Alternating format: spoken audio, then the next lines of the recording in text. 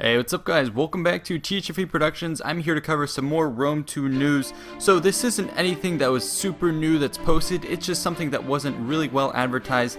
Basically what this information is what I gathered from a couple different sources, and in particular sort of a fan interview that I'm sure most of you didn't see. So anyways, let's go ahead and summarize the information that was found there and elsewhere. So in terms of the AI, of course they're going to be revamping it. So they mentioned in the video that the AI will actually be able to calculate sort of the probability that if it engages a certain unit with one of your units, what the probable outcome will be. So the AI can kind of model what the outcome of a battle will be, and it'll have a better perception of how and when to engage and what is most favorable for it. Additionally, they talk about improved player and AI interactions, and this is actually a lot of details that we hadn't seen before. So the main one is going to be diplomatic transparency. That's something that we've seen a lot. So basically what they mention is every action you do has an effect on the AI, and you'll be able to see why the AI might like you or distrust you. Now, what is really interesting is when they mention the assistant AI commander. Now what this is it's when you're in a battle and say you have too many troops and you really can't handle it. What you can actually do is select one unit or a couple of units. They didn't really specify limits, but anyways, you get those units and you put them under the control of an AI commander, and you can tell those that AI to attack a certain area with those units, defend a certain area with those units. And that's really cool for any time you have a big army, or if you have issues micromanaging, or if you want the AI to sort of fill in the steps while you're doing something else. You know, maybe you want it to defend an area while you micromanage somewhere and then you come back. And they say it's really seamless to take over control of the troops again. You just highlight them once more, and then you can tell them to do something. So I think when you give them a new order, it'll supersede what the AI is doing, and it kind of breaks up the AI control. But anyway, that's a really cool feature, and I'm wondering if we'll see it in multiplayer. I doubt it, but it's cool to see that feature in campaign, and I think that's the context they talked about it with. Next is going to be war coordination, and that's in the campaign map. So now apparently you can place markers on the campaign map for your allies, and so what it means is you can tell your ally to go attack a certain area and I believe defend a certain area. Now they're not obliged to do so, but if you have strong diplomatic relations with them, they like you, they will most likely try and aid you if and when possible. So that adds a lot of possibilities, where before the AI was really capricious, you didn't know when it would turn on you, allies were unreliable, so you ended up just, conquering them. So basically now the AI is going to be much more transparent, and so the allies that you make and keep, you'll be able to actually use and coordinate with them. So that's another facet that I really like. I like how they're working in the AI in this, and this is something that's revealing, something we had not heard of before I had looked at this interview. So that's I'm really glad that I can bring that to you and share it with you. Anyways, while we're talking about the campaign, they mentioned a couple more things that I hadn't known about. So they confirmed the fact that you're going to be able to have client states. So in past Total War games, you could basically, when you captured a settlement or an area in a city, you could basically, occupy it.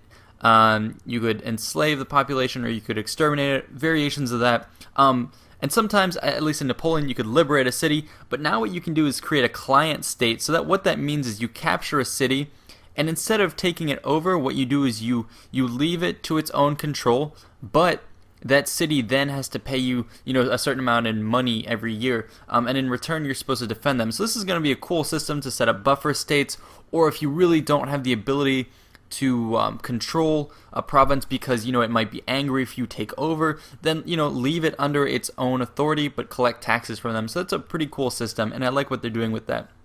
So it's another wrinkle to the campaign, which overall is going to be simplified.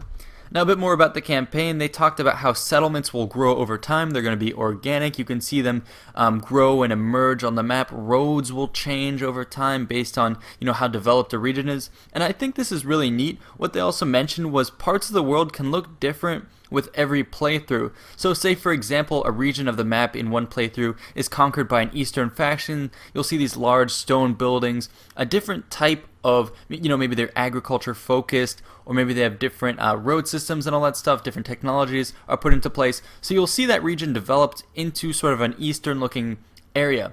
But say on another playthrough, there's a northern barbarian faction that takes over. That whole area will look completely different.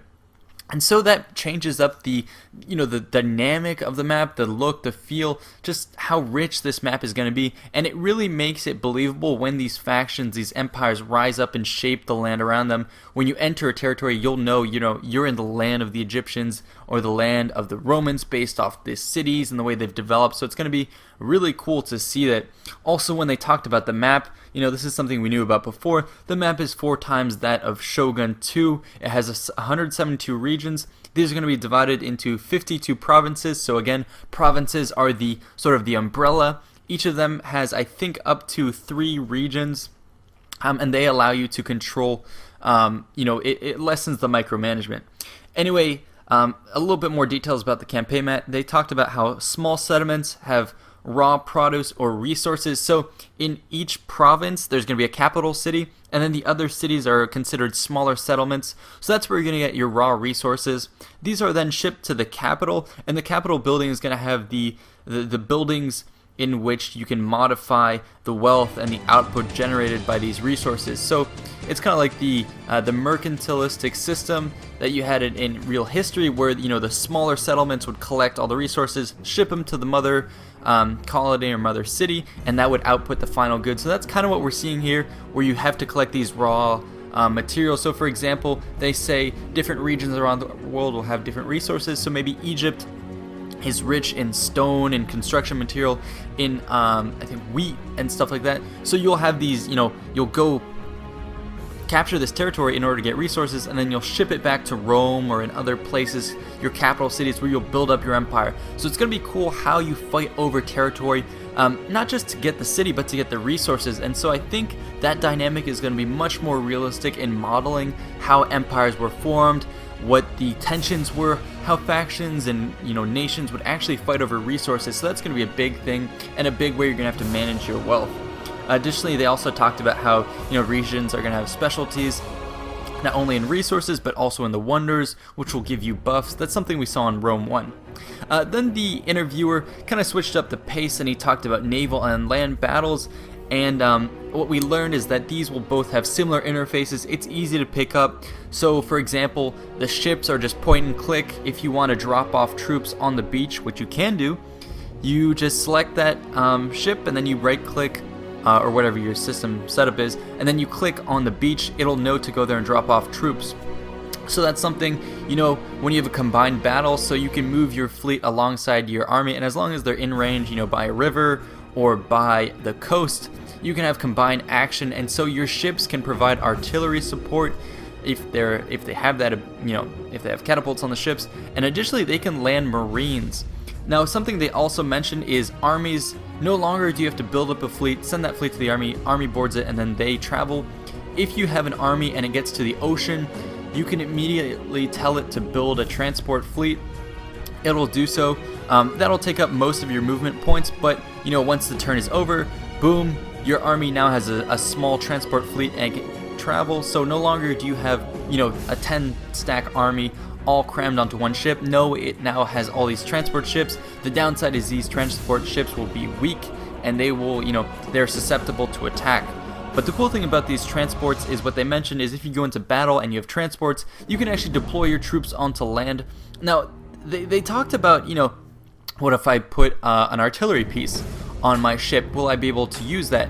And it wasn't really straightforward. So what I'm wondering is, like, what if I have elephants and I put those on a transport ship? Can I then drop off my transported elephants in a combined battle? Like, will they deploy? How will they deploy? Will that look weird? Is there going to be like a ramp that drops off the elephants? I'm not quite sure. The way I think it works is all your transport ships will probably have, standard marines, and the things like siege engines, chariots, for example, they won't be able to be deployed, obviously. But it's interesting. We'll have to see once the game comes out. Anyways, that's about it for this video. Go ahead and check out my other videos where I cover all sorts of news. I have another sort of breakup of what we saw at Rezzed. If you guys didn't see that, there was an extended version where we got to see a bit more of the campaign map, how it works, how it functions. So I'll be breaking that down all for you guys. So stay tuned. I'll probably link it right here in case. Anyways, go and show support for the guy who did this interview. It was a great interview, much better than the GameStop guy. I learned a lot more. So thanks so much. See you guys next time.